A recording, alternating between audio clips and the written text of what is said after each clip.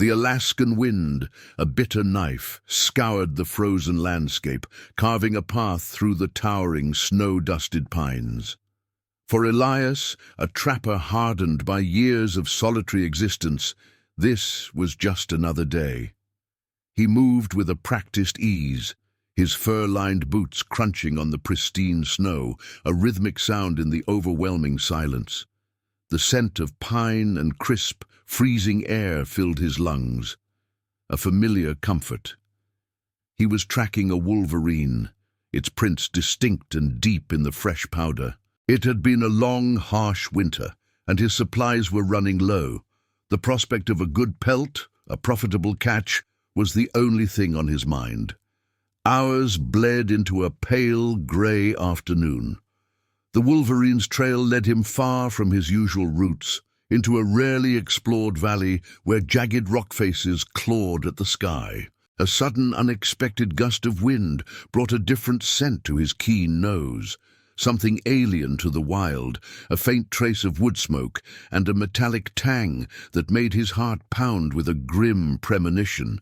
He followed it, his pace quickening, his senses on high alert. The trail led him to a small, half-buried lean-to, a makeshift shelter of broken branches and torn tarps, almost completely swallowed by a recent blizzard. It was an impossible sight, a sign of human desperation in a place no human should be.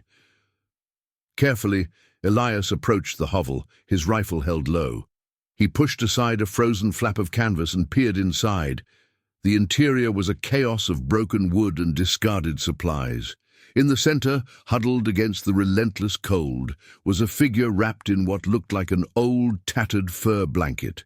He knelt, extending a cautious hand to a small hand that was barely visible. The figure stirred, shivering violently.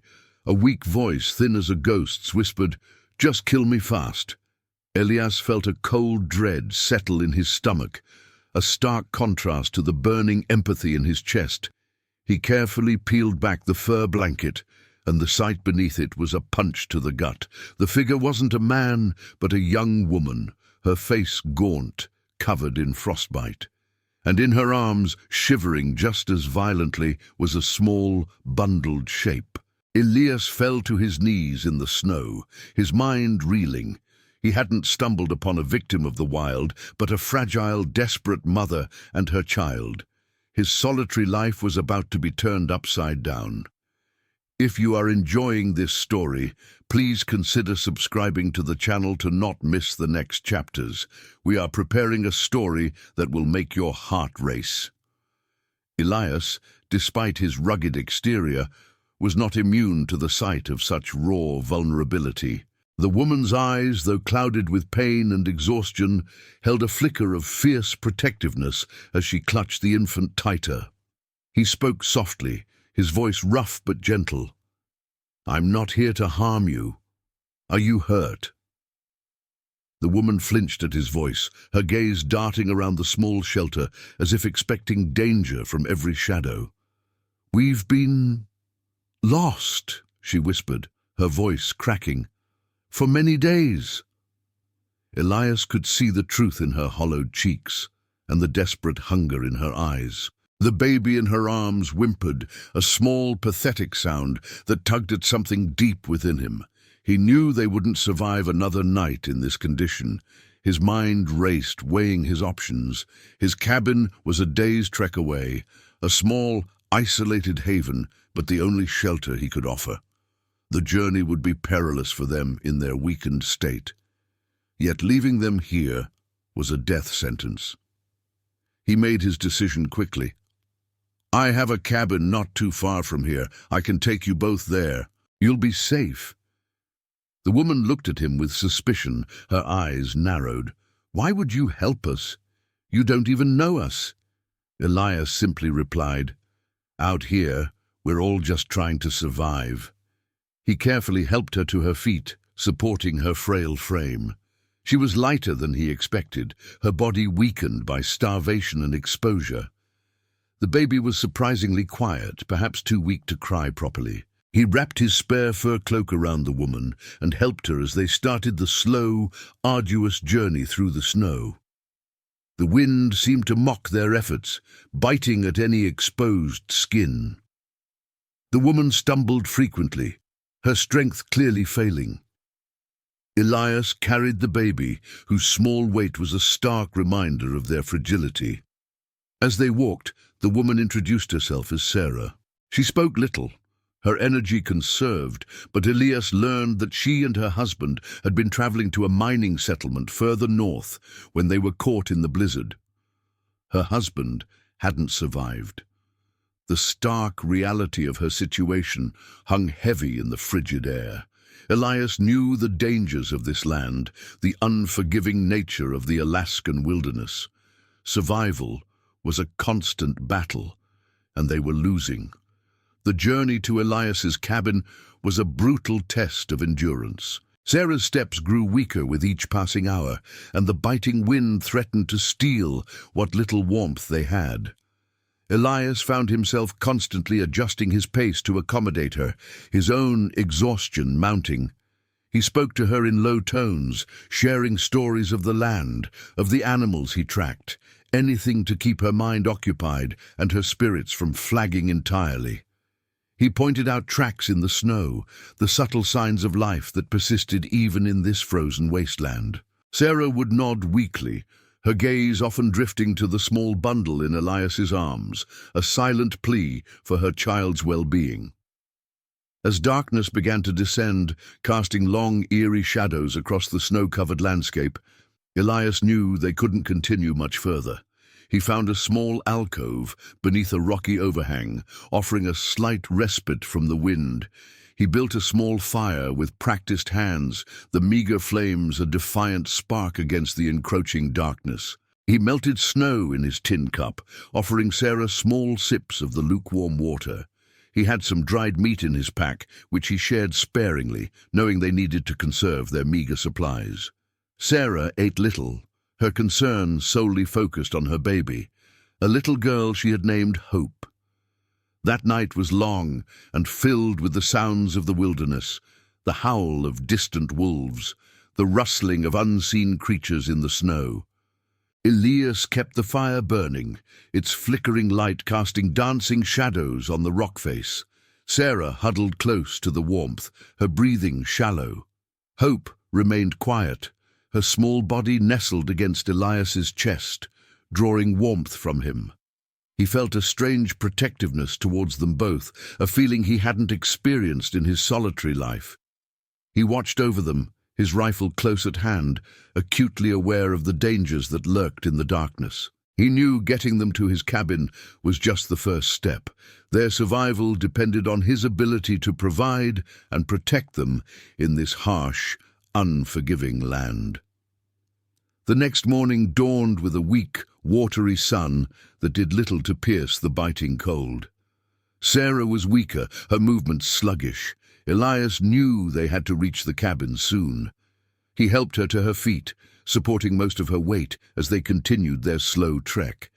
He carried Hope, keeping her bundled tightly against the elements. The landscape seemed endless, a monotonous expanse of white and grey. Doubts began to creep into Elias's mind. Had he made the right decision? Could he truly care for them both? He pushed these thoughts away, focusing on the immediate task at hand, putting one foot in front of the other. Finally, after what seemed like an eternity, he saw it, a faint plume of smoke rising above the trees in the distance. His cabin. The sight spurred him onward, a renewed sense of urgency giving him strength. As they drew closer, the small, sturdy log cabin came into view, nestled in a small clearing, a beacon of warmth and safety. He helped Sarah inside, the sudden warmth causing her to shiver. The cabin was small but cozy, with a crackling fire in the hearth and the comforting scent of wood smoke. He laid Sarah down on his cot, covering her with his thickest blankets. Hope stirred in his arms, her tiny face pale but peaceful. Elias set about making them as comfortable as possible. He melted more snow for water and started preparing a simple meal of dried beans and whatever preserved meat he had left. He checked on Sarah frequently, her breathing still shallow but steady. He knew the journey had taken a heavy toll on her. As he tended to the fire, he glanced at Sarah and the sleeping baby, a profound sense of responsibility washing over him. He had brought them to safety, but their future was still uncertain. He would need to hunt, to replenish his dwindling supplies, to nurse Sarah back to health, and to protect them both from the harsh realities of the Alaskan wilderness. If you are captivated by Sarah and Hope's struggle for survival, don't forget to subscribe for more chapters of their gripping story in the Alaskan wilderness. Elias's days quickly fell into a routine dictated by the needs of Sarah and Hope. He would rise before dawn, stoking the fire and melting snow for water. He would then venture out into the biting cold to check his traps and hunt for game. Food was their most pressing need. The winter had been lean, and his usual hunting grounds were scarce. He managed to snare a few rabbits and a ptarmigan, enough to provide meager meals. He was careful not to venture too far from the cabin, knowing Sarah was still weak and needed his care. Back at the cabin, he tended to Sarah, coaxing her to eat small amounts of broth and dried meat. She remained frail, her recovery slow but steady. Hope, however, seemed to be gaining strength. She would often lie quietly in her makeshift cradle, her small eyes watching Elias as he moved around the cabin. Sometimes she would let out a soft gurgle, a small sound of life that brought a sliver of warmth to the otherwise somber atmosphere. Sarah would watch her daughter with a mixture of exhaustion and fierce love, her hope for their future seemingly tied to the baby's fragile health. Communication between Elias and Sarah remained sparse, but held a growing undercurrent of trust. Sarah began to share more about her past, her life before the ill-fated journey north. She spoke of her husband Thomas, a hopeful man with dreams of striking it rich in the goldfields. Her voice would often break with grief, and Elias would simply listen, offering silent comfort. He in turn revealed little about his own life, his solitary existence a stark contrast to Sarah's memories of family and community. Yet in their shared vulnerability and the common goal of survival, a fragile bond began to form between them, unspoken but undeniably present. As the days turned into weeks, the relentless grip of winter began to loosen its hold ever so slightly. The sun shone a little longer each day, and the extreme cold began to moderate. With the change in weather, Sarah's strength gradually returned. She was able to sit up for longer periods and eventually began to move around the small cabin, albeit slowly. Her color returned, and the hollowness in her eyes began to fade, replaced by a quiet determination. She started to help Elias with small tasks, tending the fire and preparing the meager meals. Her presence filled the small cabin with a sense of warmth that went beyond the flickering flames in the hearth. With Sarah's improving health, Elias felt more comfortable venturing further from the cabin in search of game. He managed to bring down a caribou, a significant boost to their dwindling food supplies. The abundance of meat meant they wouldn't have to worry about starvation for the foreseeable future.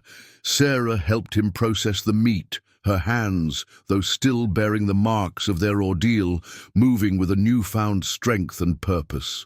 They worked together, a silent understanding passing between them. One evening, as the cabin was bathed in the soft glow of the setting sun, Sarah looked at Elias, her eyes filled with a gratitude she couldn't fully express. "You saved us," she said softly, her voice thick with emotion.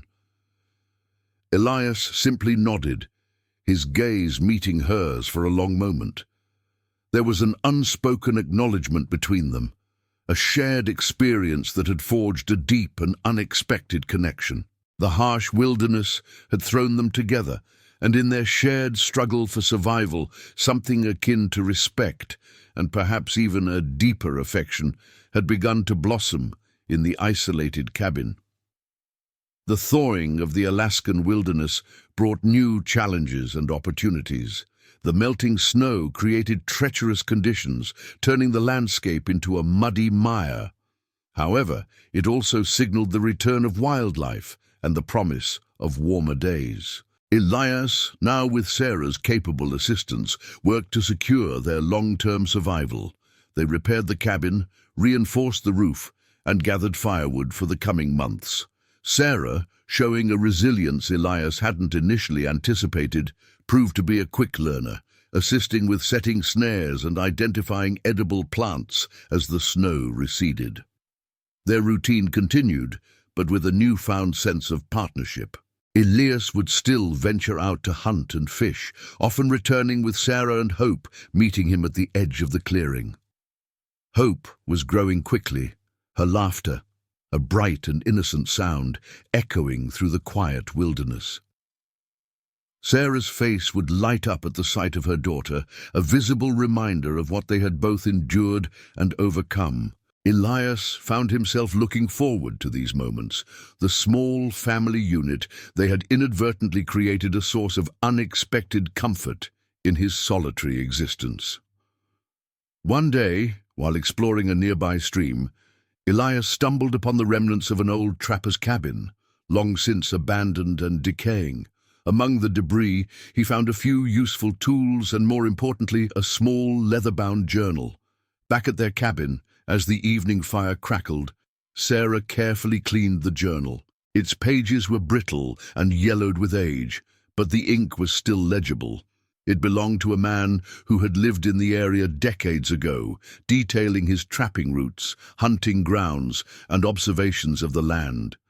It was a treasure trove of information that could significantly improve their chances of long-term survival. Don't miss the unfolding chapters of this Alaskan tale of survival, resilience, and unexpected connections.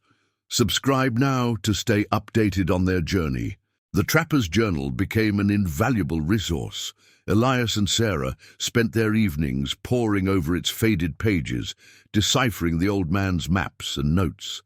They learned about new hunting trails, the best places to find fish, and even discovered a potential source of medicinal herbs. Armed with this newfound knowledge, Elias's hunting became more successful, and Sarah was able to supplement their diet with wild berries and edible greens. Their life in the wilderness, though still challenging, became a little less precarious.